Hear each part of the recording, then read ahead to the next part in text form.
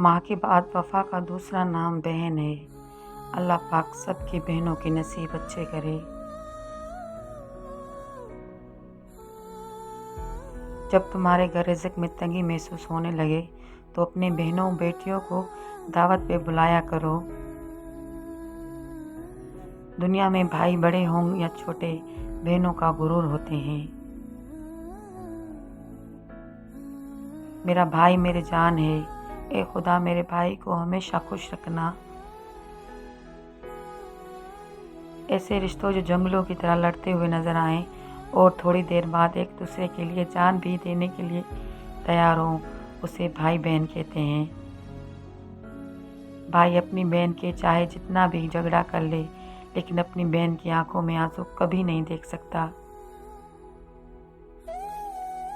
भाई तो बहनों की जान होते हैं, बहनों का मान होते हैं। जब भाई आराम से नरम लहजे में प्यारी सी बहन कहकर पुकारे तो होशियार हो जाएं, आपकी जमा पूंजी और धार के नाम पर जब्त होने वाली है।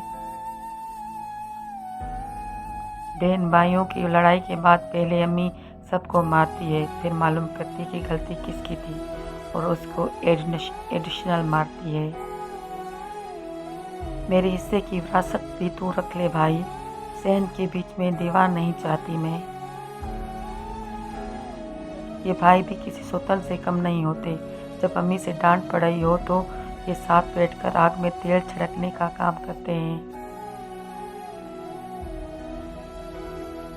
कूलर के पास से आकर सोफे पर पाँव रखकर पानी मांगने वाली मखलूक को भाई कहते हैं। बहनें भी चिड़ियों जैसी होती हैं, जब छोटी होती हैं तब माँ बाप के पास होती हैं और जैसे ही बड़ी हो जाती तब उड़ जाती हैं। किसी की बहन को नहीं तंग करना, बहन तेरी भी जवान है। और किसी के भाई के साथ भी मत खेलना, भाई मुस्कुराता तेरा भी कमाल है। जब भाई बहन छोटे होते हैं तो एक रोटी के 4 टुकड़े करके खाते हैं, लेकिन अफसोस आज वही भाई बहन जायदाद पर लड़ते हैं।